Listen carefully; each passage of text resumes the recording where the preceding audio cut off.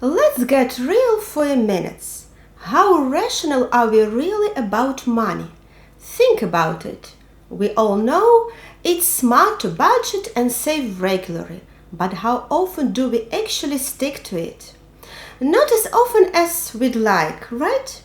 Whether it's splurging when we are feeling great or pinching pennies out of guilt, our relationship with money can be a roller coaster of emotions. And yes, sometimes it even leads to a bit of shame. Let's dive into why that happens and how we can get a handle on our financial lives.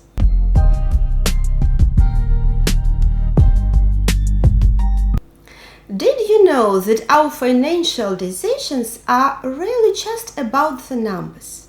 They're also about our emotional responses. First up, our feelings play a big role. How we feel can really push us to spend or save. Next, there is this tricky thing where worrying about money can make us avoid dealing with it, which just makes us worry even more. This anxiety and avoidance create a vicious cycle. And finally, the way we think about money often comes from our past experiences and what we learned growing up. These factors all mix together and affect how we handle our cash. So, when we deal with money, a mix of emotions often dictates our actions, sometimes overriding our logical plans. Key emotions include fear, guilt, shame, and envy, each shaping our financial behaviors in significant ways. Fear, for example, can paralyze us, preventing us from making necessary financial plans or even checking our bank balances, as the anxiety of potentially bad news keeps us in a state of ignorance. Or imagine feeling guilty because you cannot afford the family vacation that your children have been excited about. Despite your logical plan to stick to a budget and save for more pressing needs such as education or healthcare, the guilt over disappointing your family may lead you to overspend on the trip, causing financial strain in the long run. Shame is particularly influential.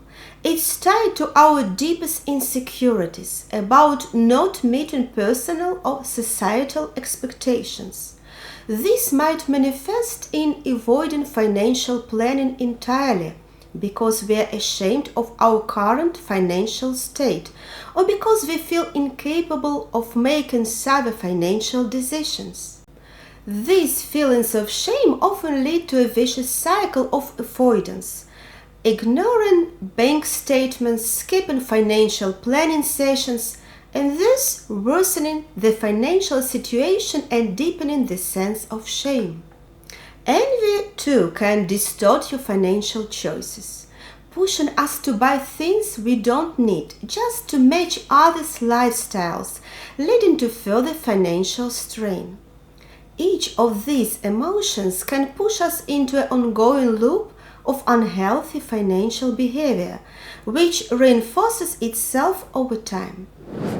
Our family's approach to money profoundly influences how we manage our finances as adults.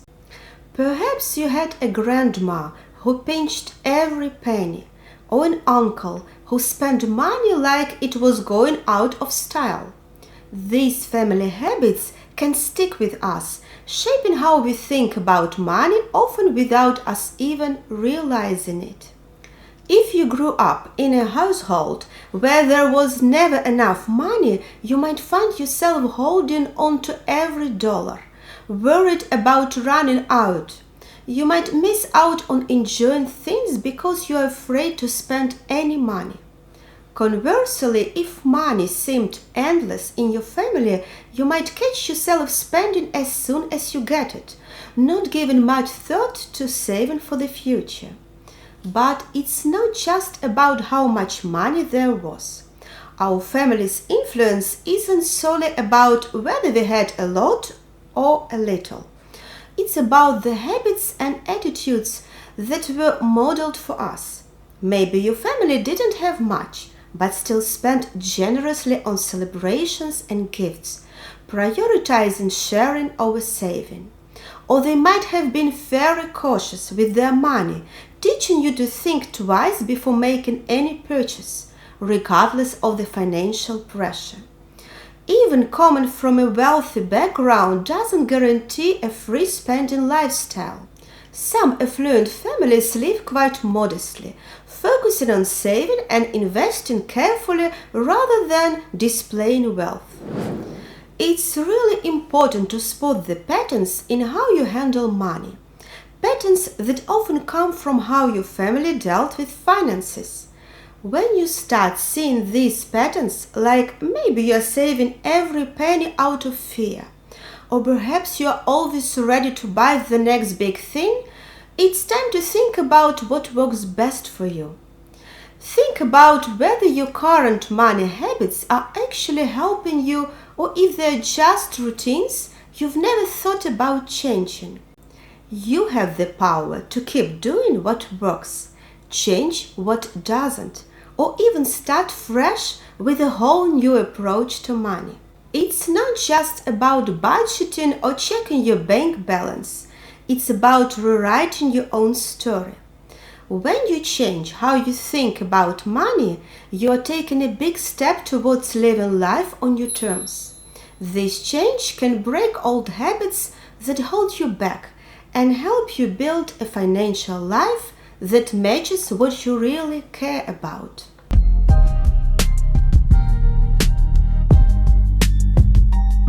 Let's dive into how we can build self-awareness about our feelings towards money.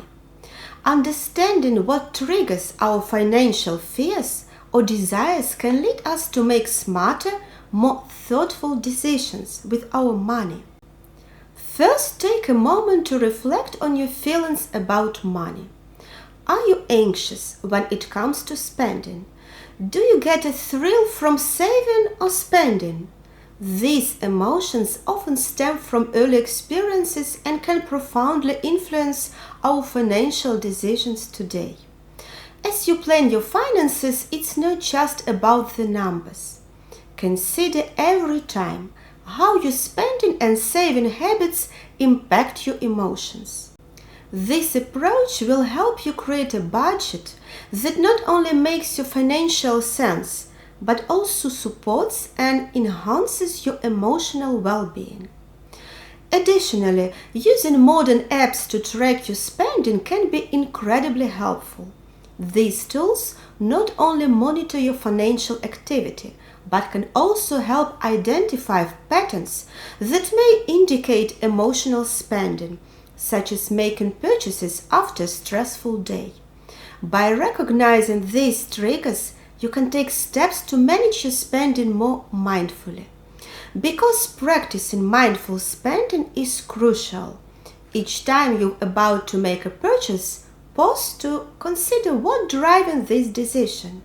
Is it really necessary? How does it fit into your long-term goals? Mindfulness in spending prevents impulsive buying. Think about what's really important to you. Do you care most about feeling safe, having the freedom to do what you want, or helping others? For example, if safety matters most, you might focus on saving money for emergencies or putting it into things like bonds or property that are less risky. If freedom is your focus, you might work harder to find ways to earn money without being tied down to a job. And if you are big on helping others, you might set aside money for charity or choose to invest in companies that do good things for the world. So, when your money goals match up with what you care about most, it's easier to stay on track and feel good about how you manage your money. Regardless of which goal you prioritize, the security of having some financial backup can significantly alleviate stress. This cushion enables you to think more clearly and make better decisions, not just financially, but in all aspects of life. Knowledge often dispels fear. By understanding basic financial concepts, you can demystify the process of money management, which in turn reduces the anxiety that often comes with financial decisions. Like understanding compound interest can save you money on loans and credit cards by helping you pay off debt strategically. Learning about different investment options empowers you to grow your savings effectively and make informed decisions about your financial future. Budgeting skills ensure you are setting aside money for your goals, while knowledge of consumer rights protects you from scams and predatory practices. So it's always a good idea to educate yourself about finances. So don't forget that your emotions play a significant role in your financial journey.